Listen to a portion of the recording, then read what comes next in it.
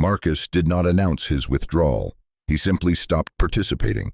He answered fewer messages and returned calls later. Let conversations end without rescuing them. To Marcus, it felt like survival. To everyone else, it felt like rejection. And rejection always demands explanation.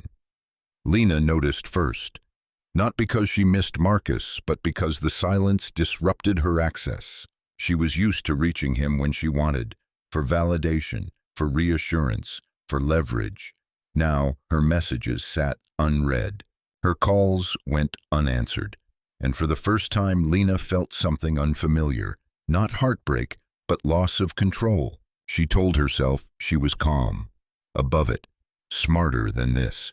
But she wasn't, because Marcus had always been the structure beneath her life. And structures are only invisible until they begin to collapse. Rowan felt the shift more viscerally. Marcus's silence didn't just wound her, it erased her.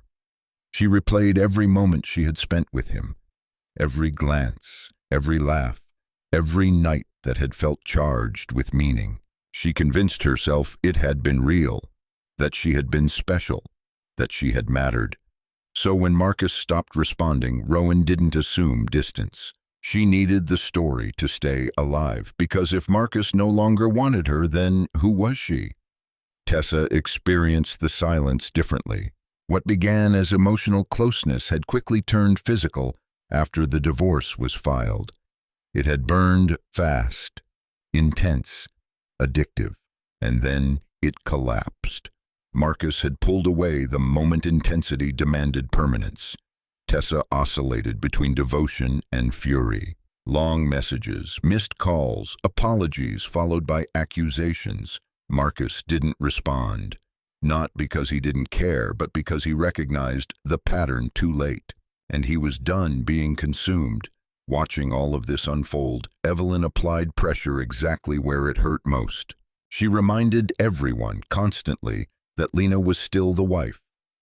She brought out the wedding album again, let it sit on the table like a verdict.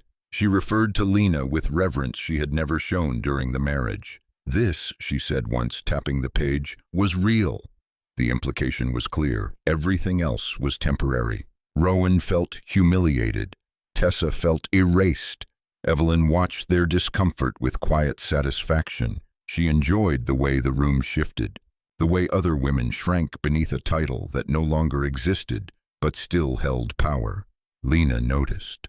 And for the first time since Marcus pulled away, she felt steady again, because Evelyn was still choosing her, still protecting her position, still giving her something to stand on, even if that something was built on resentment. Richard saw what was happening. He always did, but he never intervened. Instead, he redirected. "This isn't helping you," he told Marcus quietly one night. "You need to focus on yourself, on your career, on what actually lasts." He meant well, but avoidance is not neutrality. And by refusing to challenge Evelyn, Richard allowed her narrative to harden.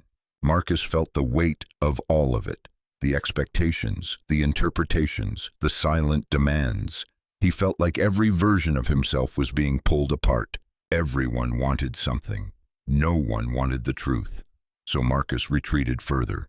He didn't explain, didn't correct assumptions, didn't defend himself. And in that vacuum, alliances began to form. Rowan reached out to Lena first, not with vulnerability, with recognition. They were two women who felt displaced by the same man, even if their reasons were different. Lena responded immediately. She understood power when she saw it. She offered Rowan something Marcus never had: access, belonging, a shared grievance. They spent time together that blurred boundaries, late nights, private conversations, spaces where rules softened and attention multiplied. Sometimes there were others around, men who admired them, voices that reminded them they were still wanted. Neither woman ever described those nights the same way, but both carried the after effect, a closeness that wasn't innocent, a bond built not on healing but on reclamation. Rowan didn't just lose Marcus, she found Lena. And Lena didn't just gain an ally, She gained another way to stay relevant. Marcus sensed the shift, the tightening of the circle, the way silence had stopped being empty and started being filled by other people's agendas.